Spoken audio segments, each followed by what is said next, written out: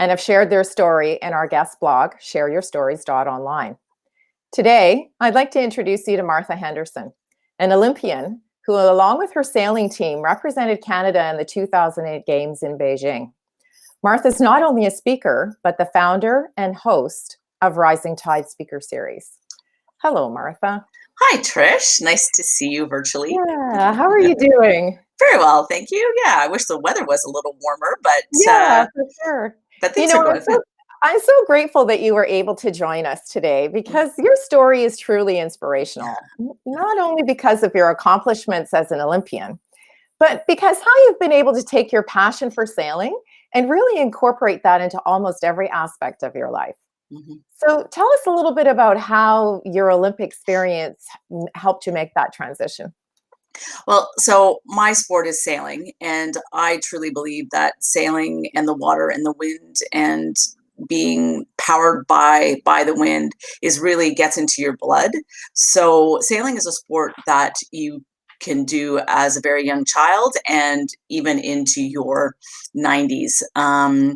And it is because there's so many ways to be involved and get involved. And that was, so my Olympic experience was very focused, but my experience in sailing was very diverse. And I think that in business and being an entrepreneur, having that sort of broad breadth of experience and being able to be nimble and adapt, especially today, is how you survive. So I sailed many different types of boats, went to many different parts of the world. In the sailing, every situation is different, right? Every place you go, every condition you meet is a different challenge every single day, and that is absolutely what you face in business, and especially being an entrepreneur. I mean, like if you're a doctor, you focus on a specialty, but if you're running your own business, you have to be the admin person and the procurement person and the product development and the marketer and the fundraiser and all of those different elements of big corporations. You have to do that yourself. So being a athlete that had a very diverse sport, that really helped. You know, if you had to give it sort of one word, because of course you and I know each other because you're one of the entrepreneurs that was featured in the book Breaking Barriers. So I know a little bit about the story behind the story. So, you know, we've often talked about resilience and teamwork and how, you know, when you're working with a team, because nobody does this alone, right? No. Whether you're an entrepreneur or otherwise, there's always a lot of people collectively that are contributing to our success. So tell us a little bit about how the team environment in sailing, because I think lots of people think there's obviously different types of sailing. You can sail solo or you can sail as part of a crew. In your case, you were sailing as part of a smaller team. So tell us a little bit about how that experience was with the folks, the other gals that were in your team. Well, so I competed in the Olympics at 40. And while I definitely was not the oldest, there weren't that many women who were competing at 40 because most people are doing sport at a younger age and then they get into a career, have families, and don't. And it just doesn't fit into their life to be having this sort of gypsy lifestyle of training all over the world. So I was it was a three-person boat. I was in the middle. The person who steered the boat was 10 years younger than me. She was 30. And the person who was at the front of the boat was 18 years younger than me. So very different. And in normal life, that dynamic could have been quite challenging. But what we realized is that we didn't necessarily have to be the best of friends, even though we became very close and almost like family. I wouldn't say friends because there were challenges and squabbles and things like family that you have to get through. But we were all working towards a common goal. And we developed the team specifically to have people together who were working towards that goal, because if not, then what was important to one wouldn't be important to another, and there would be conflict. So we knew instinctively and inherently that their intention for what they were doing was in the best possible interest of the team and the goal, and therefore we all got along and were ultimately successful. Yeah. Yeah. So I think you've made a really good point, because some of the things when we're entrepreneurs and we're ready to scale our business, we think that we have to, the first resource that we go to is friends and family. And we think we have to hire, those folks that maybe gave us love money or a leg up or whatever along the way. And in actual fact, the best people to hire is we should be hiring the skills that we don't have. Exactly. So one of my favorite books is called 3 Feet from Gold, and I can't remember the author off the top of my head, but I'll get it. And one of the very key words of wisdom in that book is to seek out counsel rather than advice. And the nuance there is counsel comes from an experienced person who knows what they're doing and has a breadth of scope of knowledge. Advice can come from your next door neighbor. Family and friends are great resources in a lot of instances, but usually they're opinions come from a place of caring and fear for you, and a innate desire to take care of you. So I was told all that throughout the entire Olympic journey that I was too old, too young, too fat, too thin, too tall, too short, too whatever. As a reason not to pursue it. I had a very senior executive of a major Canadian bank tell me that if I pursued this goal, I would never be able to get another job in my life because I'd be too old. And I was looking at him going, "What are you talking about? Like that makes no sense whatsoever." Mhm. Um, Obviously, he didn't understand what it was that we did, and I worked with coaches post Olympic career to help me articulate what it was I was did in my Olympic journey into business language. But absolutely, I got hired in jobs, and I then took it into an entrepreneurial path, and really developed something that was like not the norm, but from that person's perspective, and their advice was from their fear and their journey. So yeah, You you know, have to that, shelve that. You have yeah, to for learn to shelve sure. that. Yeah, for sure. So, we've all had, you mentioned coaches, and, you talked about differences between expert opinion. And that sort of brings me to the whole idea of mentorship. So, Mhm. in terms of your journey, and, you talk about the transition from an Olympian, because let's face it, you're sailing every single day. You have a Mhm. dedicated, schedule in terms of getting ready for a world-class event, whether it's the Olympics or any other competition. And so you sort of have removed yourself from the day-to-day work routine, because I'm sure you had to quit your job before you Yes. started. Well, not before I started, but partway through. So Yeah. it became that so I had a 15-year career in sports sponsorship and experiential marketing, and it was when we started to really focus in on the games.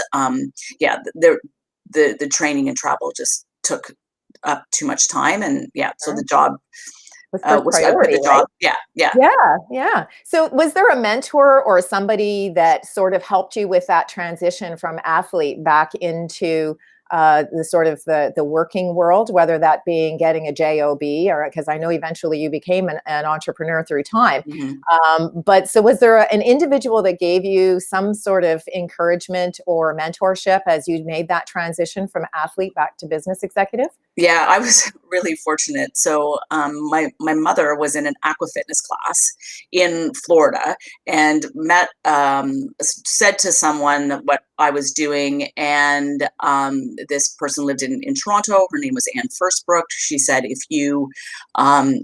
when Martha's finished her sport career, I have a high performance career. She was a coach and a swimmer. She said if she wants help getting back into the workforce when she's done, have her give me a call. And it's the best thing I ever did, because yeah, it's a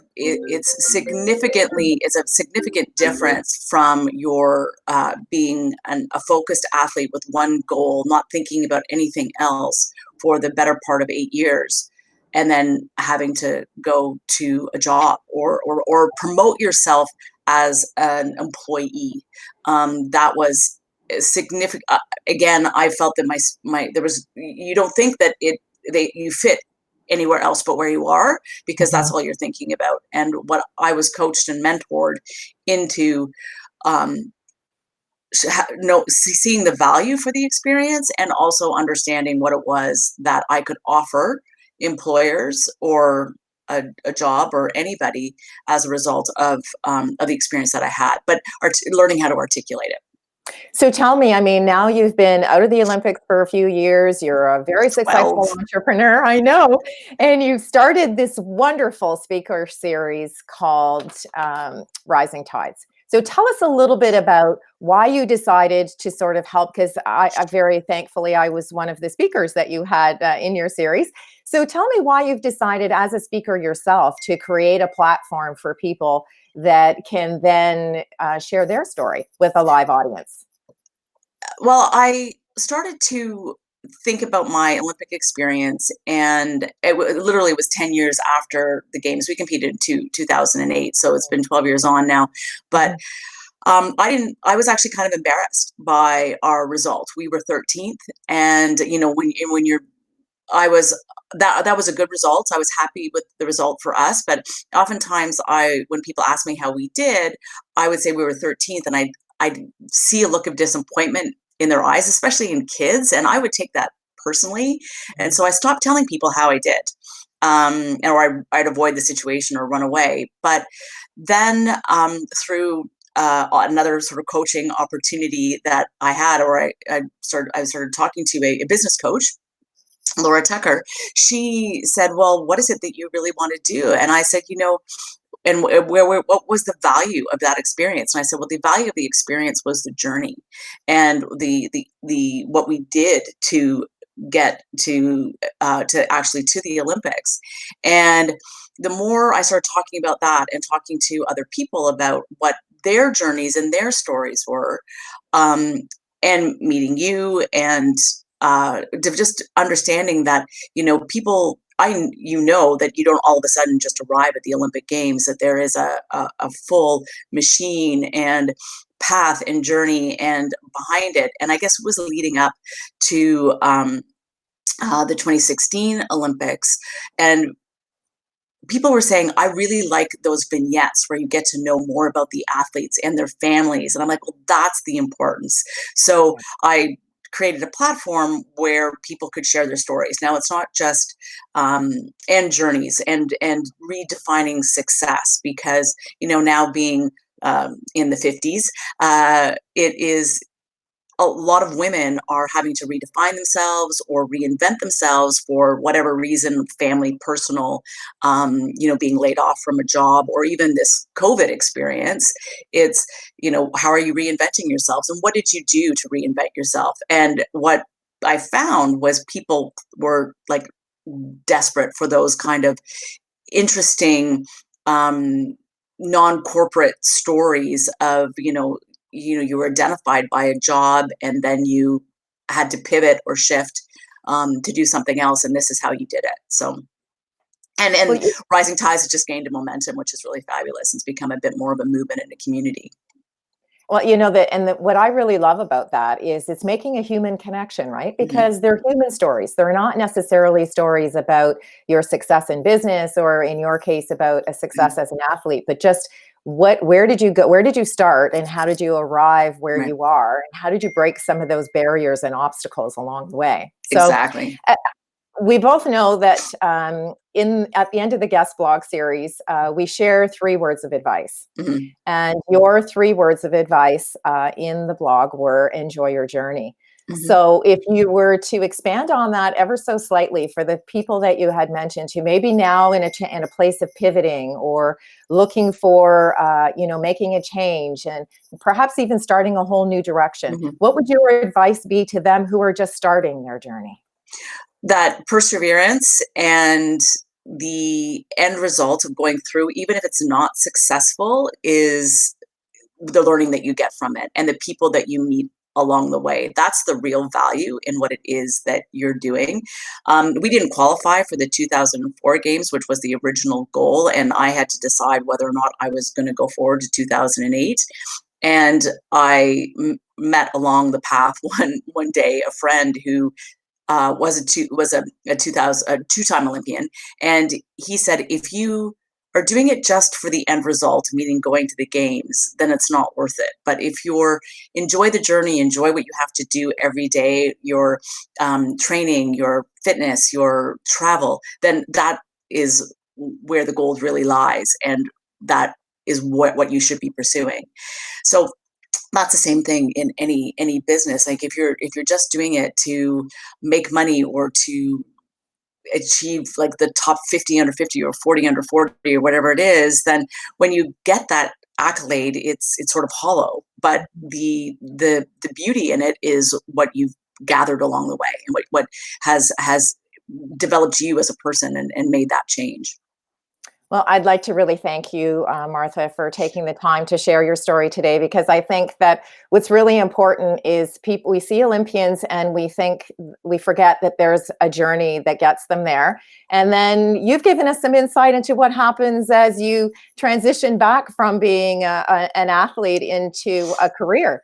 And I'd like to thank you for being so collaborative and helpful to all of the people in your network.